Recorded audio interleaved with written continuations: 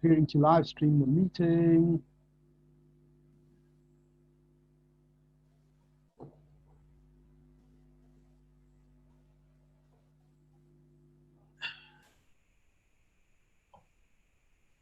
Yeah, streaming is streaming.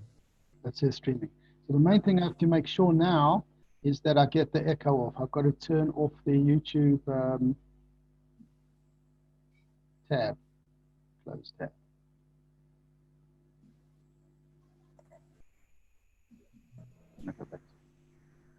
Okay, I'm just testing for echo. Welcome, everybody. Welcome, welcome. Hello, Rabbi. How are you? Fine, thanks. Fine, thanks. Hi, everybody. Morning. Morning, morning. Hello, everyone. Hi. Okay, I think we've got all our technology under control now. And I'm going to get the text onto the screen.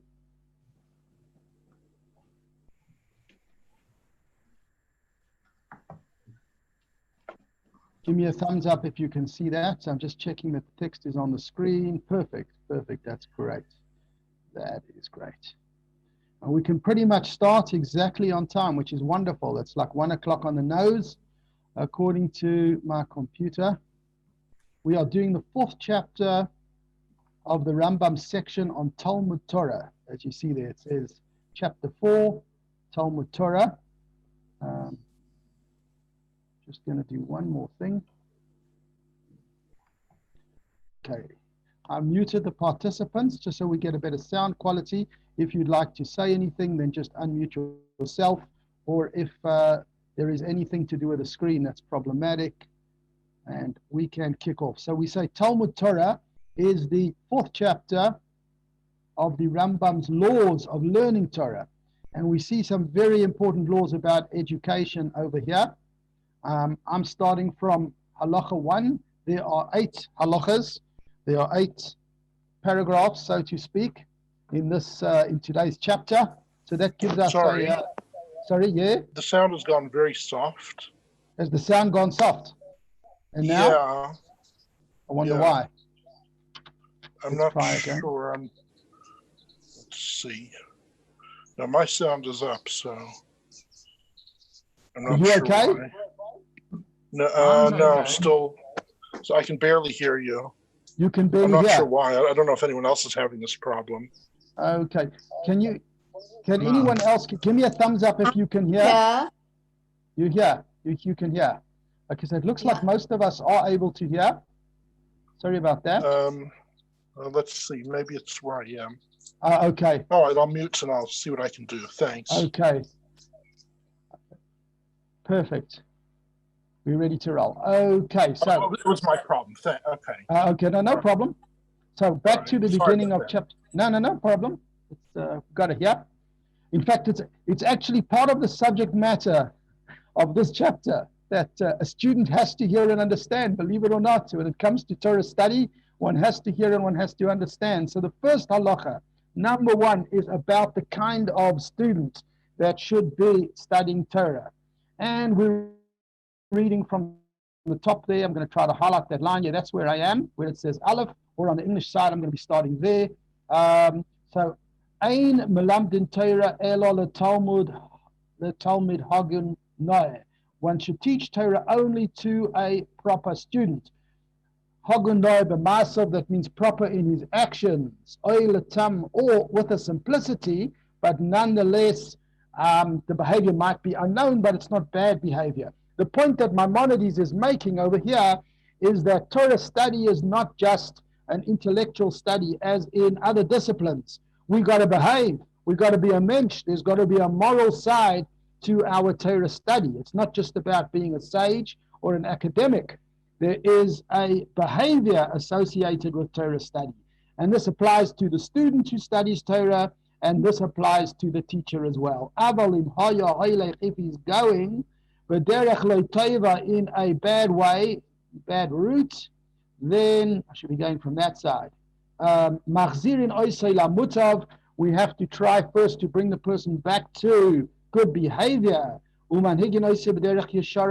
a route of integrity in his life. ובוידקין oisoi, we check him out, ואחר כך מכניסין oisoi לבית המדרש ומלמדין oisoi. Then we bring him into the Beit HaMidrash, the house of study, and then we teach him. So basically what this halacha is telling us is that Torah study needs to be studied by somebody who is sincere with regard to their moral values and their behavior. It's not just an intellectual study, but it also encompasses the midot, the traits, the emotions, etc. And the example that Maimonides gives is actually quite interesting. He says that our sages said that if somebody tries to teach a student that is not, it's highlighting too much, but I'm going to try to give the exact lines I'm talking about over here. If somebody tries to teach a student, that's where I am, that is not good on his deeds, it's like throwing a stone to Marculis. You'll see where it says there in that English paragraph. Our sages said whoever teaches an improper student is considered as if he throws a stone to Mercury. The Roman god Mercury they had, how would you call it, a very vain kind of service where they would throw stones in a certain direction. And that was a kind of expression for wasting one's time or doing silly things. So the moral level of the student is discussed here in the very first halacha. But it's not only the student, the teacher too. If you look at the top of that paragraph where I've got similarly, one should not study from a teacher who does not follow a proper path. So you don't want to study Torah, even if a man is very wise and he has the intellectual capacity to communicate the knowledge to you. But if his behavior, if his moral side is no good, then when it comes to studying Torah, we don't want to study from him. We shouldn't. In fact, even if the entire nation is dependent because that person is good at instruction, it doesn't work, because Torah is the instruction of Hashem, and it must come from a person whose moral values are in tandem with the values of the Torah. So I'm reading those last Hebrew words there. Amru Chachamim, the sages said, Im harav doimeh lamalach Hashem tzavakos. If the rabbi is comparable to an angel of Hashem, that means that Hashem's words could be befittingly spoken through his mouth, then Torah yavakshu mipihu, we want to hear Torah from his mouth. The imlav, and if not, al yavakshu Torah mipihu, then we sadly do not want to hear Torah taught from him, because Torah is the word of Hashem. So that is the first halacha of this chapter, the status, the capacity spiritually and morally of the student and teacher. But now in halacha number 2, we move actually to the seating. Now anyone who's been a teacher in a classroom will tell you seating is very important. That's why especially Jewish parents will give the teachers and the school quite a hard time if they think that their little child has not been seated correctly in the classroom. So here you have Maimonides telling us how the Rav, the master, the teacher of Torah should be sitting when Torah is taught. How is Torah taught? I'm reading the English side. The teacher sits at the head. So we're talking more or less the format of a boardroom table, or a table that you used to have if you've seen paintings or pictures of the old Cheder style, where the kinderlach or the children sat around the table and the Rebbe or the teacher was at the head. So there must be some aura of everybody being able to see and receive from the teacher. Keitzad melamdim, how do we teach? Harav yoshev b'rosh, the teacher must sit at the head of the table. V'hatalmidim umukafim, the front of the students around him, ka'atara, like a semicircle, and they should all be able to hear and see. So obviously, education is an audio-visual experience. If we prevent anybody from seeing or hearing, they're not going to be able to absorb, to hear, and to appreciate the Torah that the teacher is communicating. And it's quite interesting because I know a lot of the schools have opened already or trying to open despite the COVID lockdown. And one of the things the teachers have to do, which must be so hard, and the students, is teach with their masks on because of safety. Obviously, this is not ideal, because what we're seeing over here is that education is transmitted by seeing every nuance and expression on the rabbi or the teacher's face, and the students, the body language, the human interaction. May Hashem return our world to that normal level where we can do that. The teacher should not sit on a chair while the students are on the ground. Rather, either everyone should sit on the ground or everyone on chairs. So here again, we see a concept that there should be some form of equality and some form of respect. You know, we never know how to create the correct boundaries for the teacher. And in fact, this is something that the Rambam is going to deal with in this very chapter. On the one hand, there must be some superiority. Everyone must understand their place. Everyone must know their place. The teacher's the teacher. But when it comes to sitting, the Rambam says it should not be the teacher on a chair, the students on the ground. Everybody should sit on the same level. And obviously, this is with reference to once upon a time where people often would sit on the ground. Chairs weren't as common. You still see it today that when people go outside, some of the schools do that in the summer when the weather's very hot. When it's a bit stifling indoors, a teacher will take children out into the garden and educate them under a tree. Nothing wrong with that. It's lovely like in the old days. But here he makes a point that there should be like an equal level in terms of how students and teacher are sitting.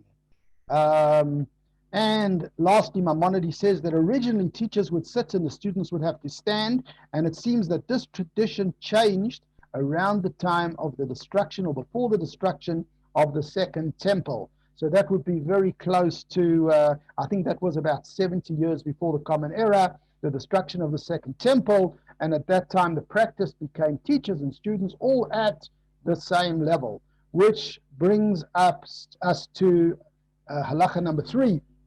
For a bit of background on this one, because this could be a bit strange in today's day and age, there was a concept back yonder that the teacher would have what was called a matargim, a translator. Often, the dialect, the language and expression of the master, of the teacher, was too far removed from what the students could appreciate or absorb.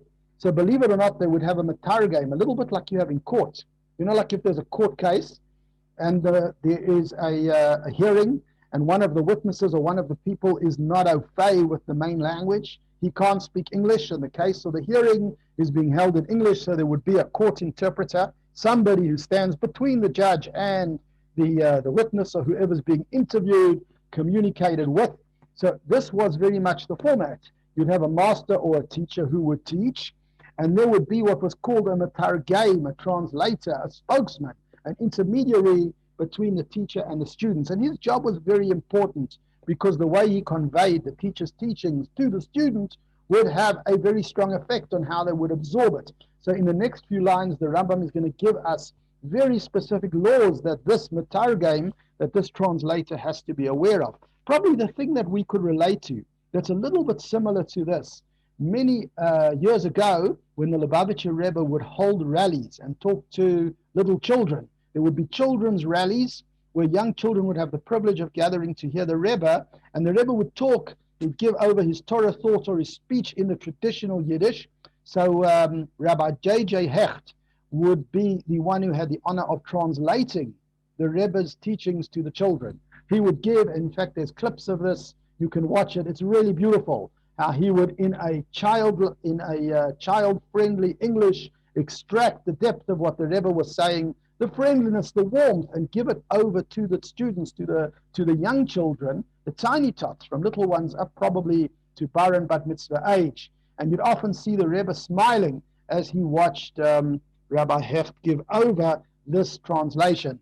So if the teacher wants to instruct the students personally at the top 3, he can. But if he wants to use a spokesman, the spokesman should stand between him and the students. So as we said, the various rules to do with the spokesperson. For instance, questions, there's a protocol how the questions should move through the spokesperson to the teacher and back to the student. The level of voice, if the teacher's voice is higher than the spokesman or vice versa, it's not going to work. And here a very important one, the spokesman or maturgaman is not allowed to add or detract from what the teacher's teaching. Now we know from our friends in the media how easy it is to play around with words, to play around with expressions, to either omit or add, and in that way change the context of what is actually occurring or not occurring. So here you see, we're told the spokesman has a very sensitive job because he has to give over what the teacher is saying verbatim. It has to be clear and not a changed message. There is one proviso: if the spokesman is actually a father or a teacher to the teacher, in other words, if he is ironically senior to the teacher, then he is allowed to add and edit what the teacher is saying, but not in the general course of things, in the general course of events.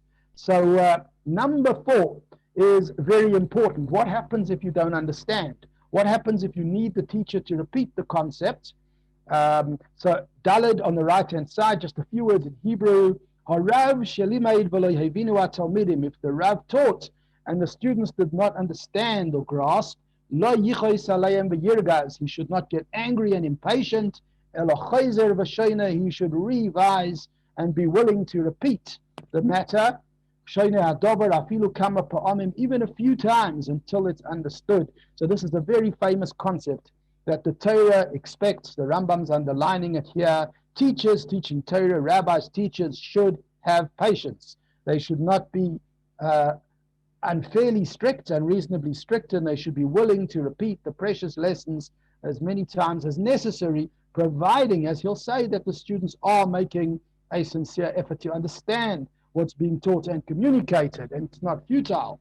And similarly, a student shouldn't say, I understand, if he didn't understand, but he should ask again and again. So in other words, sometimes we want to be polite. We don't want to admit that we missed out, so we didn't understand. So this doesn't work. And this is a famous saying of our sages, that those who are embarrassed to ask are not going to learn. And in fact, he makes a proviso towards the end of this 4th halacha. The Rambam makes a proviso, and he says that, even if the teacher gets irritated, teachers can be human too. Rabbis can be human. So you still, as a student, should not disrespect him, but rather say, and look at those beautiful words at the end, if the teacher becomes upset with him, displaying anger, say, my teacher, this is Torah, it's necessary that I study, my powers of comprehension are weak. So it's very important for the teacher to be patient, for the student to be persistent to understand, and both of them to try their best to be respectful and not irritate each other. Likewise, a continuation of the same matter in paragraph halacha 5. The student shouldn't be embarrassed because the colleagues grasped the subject matter the first or second time while he did not understand it. Our friends in education will tell us that the matter of competition in the classroom, competition in universities, the Havdul in yeshivas, it's very hard when we start to benchmark ourselves against other students and against others. Here, a rule of education is do not be embarrassed. Don't measure yourself against other people. If you are sincerely trying to learn like you're doing right now, by dedicating your day at 1 o'clock to learn the Rambam or any other time, you benchmark yourself against yourself only and work with patience and never be bashful. And this is where we come to that very famous saying. Let's see if I can actually find it. Yeah, here it is in Hebrew.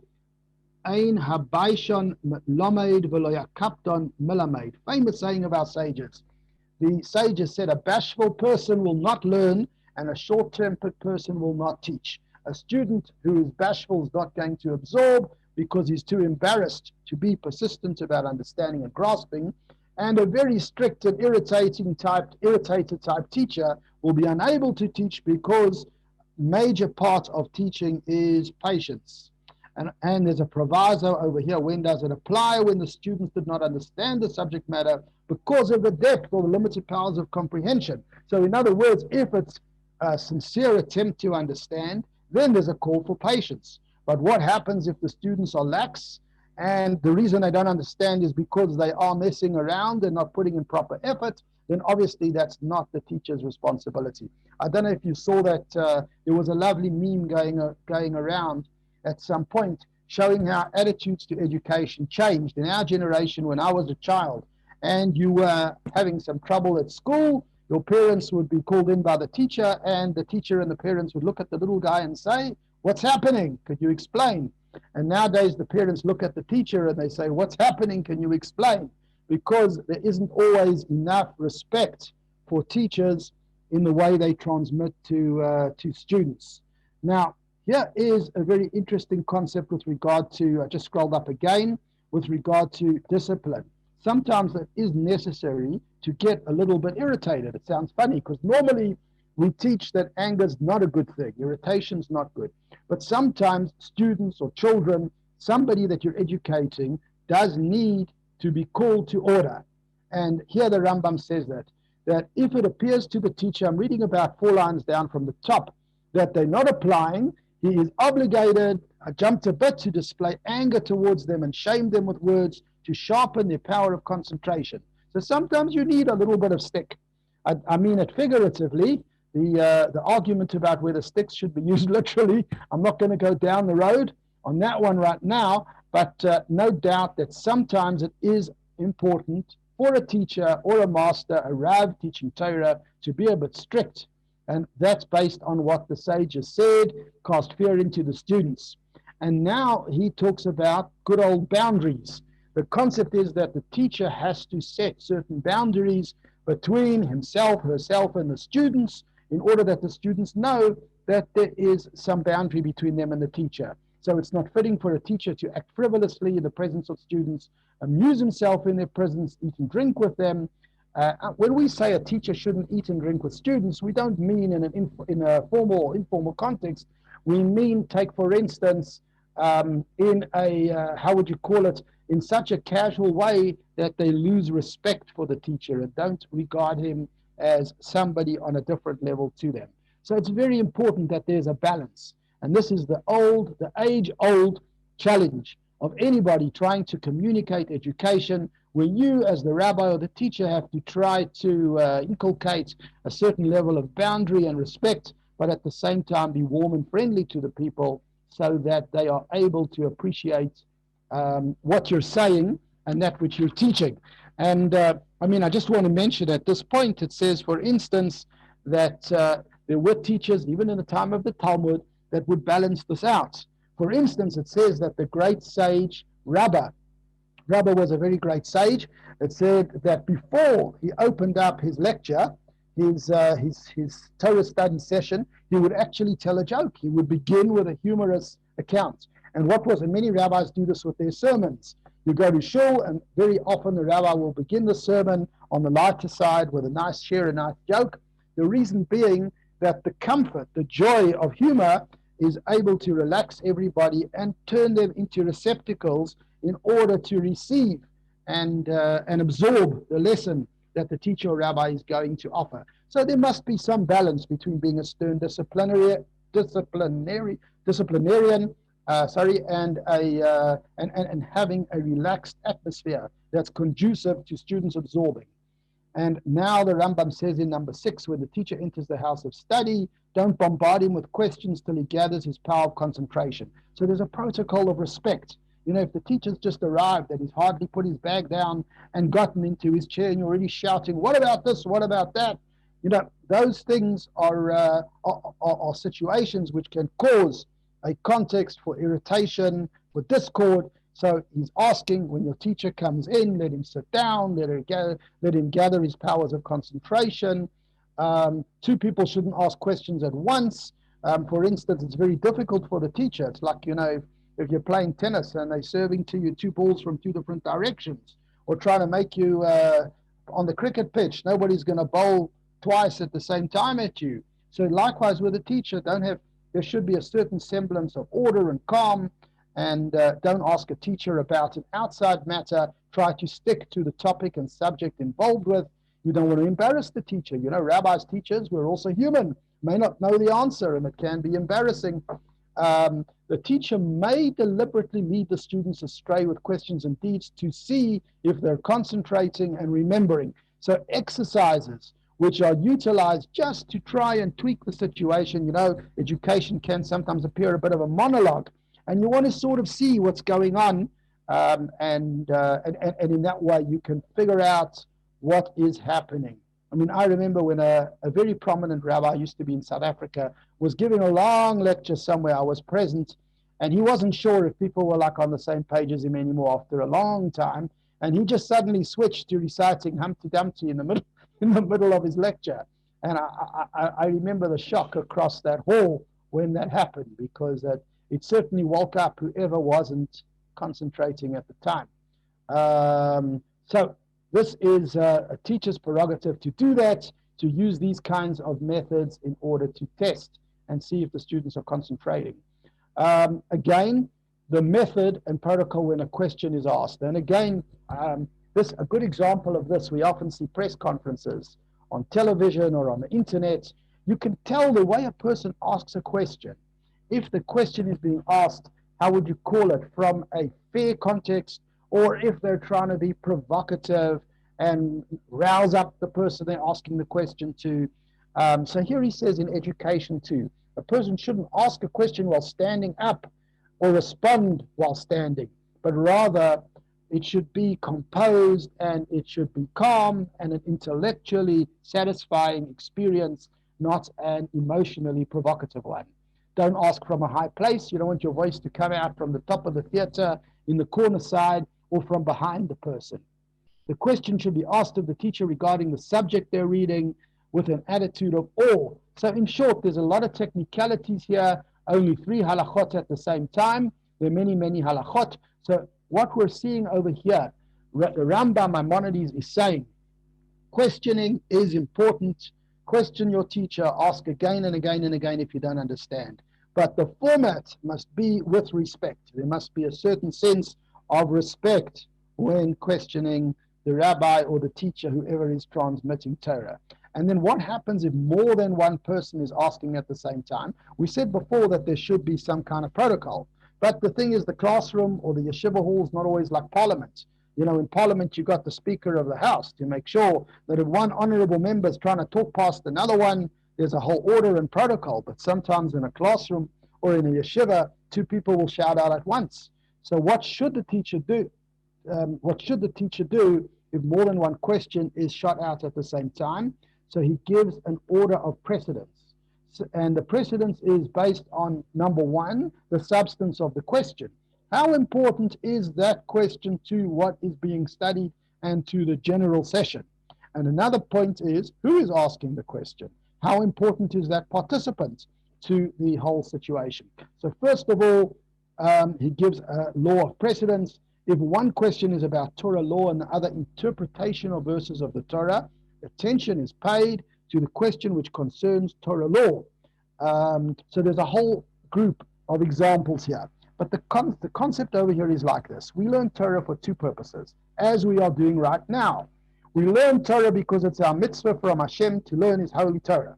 But then we also learn Torah to learn how to behave as a Jew, where the laws of the Torah tell us how to behave.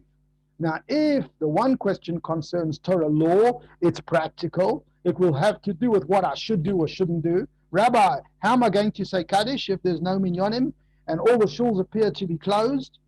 Or a theoretical question. What happens in such a theoretical situation? So here the Rambam says the teacher should address the practical question with priority over the theoretical one. And the same applies to different types of Torah. If you see, the one question concerns Agadah. Agadah is the more story-like and how would you call it, cultural side of it. Whereas the other one could be to do with rules, approach the rules first. And then Maimonides comes, moving from different types of Torah, questions to do with different substance, to questions to do with offered by different people. Who's asking the question? If one of the questioners was a sage and one was a commoner, the sage has to have precedence over the commoner. If one is a student and one is a commoner, attention is paid to the student. I mean, after all, the students are enrolled formally in that academy. They have a course to follow and tests to take, so they should get precedence over, let's say, regular spectators that have arrived to partake in the discussion, but aren't as much part of the formal structure of the academy. So you see a certain kind of precedence being offered based on what is happening. So this is 7 and 8 were all about how should the teacher, the Rav, the master, the rabbi deal with this concept of a priority, of prioritizing questions. And now we get to our last halacha, number 9, which is great because we're at 28 past 1. So we have 2 to 3 minutes to tackle this. And it is about respect for the Beit Midrash, for the house of study. I just want to mention, we often talk about shul. We're talking about them opening, closing. Now, when we talk about shul, shul is called a Beit Knesset, literally a place of gathering to daven. Beit Midrash is a house of study. In many cases, it's the same place. In some communities, the shul and the house of study, the place where people gather for shiurim, Torah study lectures, is the same place. But by definition, technically, it's 2 different places. And the house of study is a rung higher than the Beit Knesset, than the shul, the place where we study. But these are places which should be accorded proper respect. And that's why the Rambam says in number 9, Ein yeshenim b'veis hamidrash, one is not supposed to doze in the house of study. So we have to make sure, similar to what I said last time, the rabbis have to make sure to be interesting, because the people are not allowed to fall asleep in shul. And he says, whoever falls asleep, it's not considered a good thing at all. And again, I don't think we're talking about an innocent little catnap that happens in the middle of a sermon. Maybe I shouldn't say so, but we're talking about one should not, how do you call it, display huge disrespect by treating it literally as a bedroom. And the type of speech that is done in a house of study, conversation, I'm just bringing that line up to the top. Conversation in the house of study should concern words of Torah to such an extent that even if someone sneezes, one shouldn't wish him to your recovery in the house of study. Needless to say, the discussion of other matters is prohibited. Yes, this is a far cry from what we used to in today's day and age, because I guess there were people once upon a time whose great level we aspire to.